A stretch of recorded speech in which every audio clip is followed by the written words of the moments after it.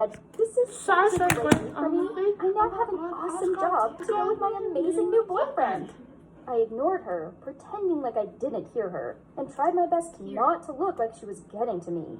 No way was I going to cry in front of the entire office. She looked straight at me as she said, of course, I expect all work to be the highest standard. Else, there will be consequences.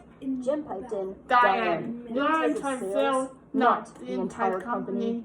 Now, as if you excuse us, we have work to do.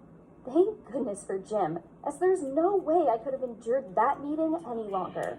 Right when we were out of the meeting room, I asked Jim about my upcoming project. All I wanted now was putting my focus into my work. Only Jim apologized that he was busy doing some emergency things, then asked if we could discuss the new project over dinner.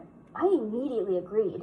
Not only was I super excited to find out more about it, but it meant I wouldn't be stuck at home with nothing but my thoughts. He took me to this cool diner, which I'd never been to before, as Ed was a bit of a snob when it came to eating out and had refused to go anywhere but posh restaurants. Jim told me how it was a creative design project for a park entrance gate, and he was allowing me to make all the important decisions. Whoa, this was my golden chance to show what I was capable of. Since then, Jim became my knight in shining armor. He let me eat lunch in his office, and it was so good being away from all my gaping colleagues. We talked about this big project, joked about, and shared our sandwiches. On one such occasion, I was eating one of his peanut butter and jelly sandwiches when he looked at me, hesitated, then said, "Do you remember what we talked about that time at that bar?" I nervously laughed, as I wasn't expecting him to bring that up again. "Yeah, we talked a lot. I was a bit drunk that night," he replied. Yes, but I wasn't. I told you that I trusted Ed and believed he would never let you down, and that I would help you get payback if it ever turned out I was wrong about him. I sighed. I remember. It was a ridiculous wager.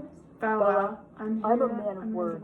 I'm here if you need me to help you get your own back on him. I can't say I hadn't daydreamed about getting revenge on him. In my mind, there were many occasions where I had, whether it be by chopping up his clothes or by sending an email to the entire office listing his worst habits. I could have made my daydream a reality, but I wasn't going to. Ed was just a bad guy, and even though what he did hurt like crazy, I was going to learn and grow from it. So I replied, "Thanks, Jim, but it's okay. I'm not going to do that because that isn't the type of person I want to be."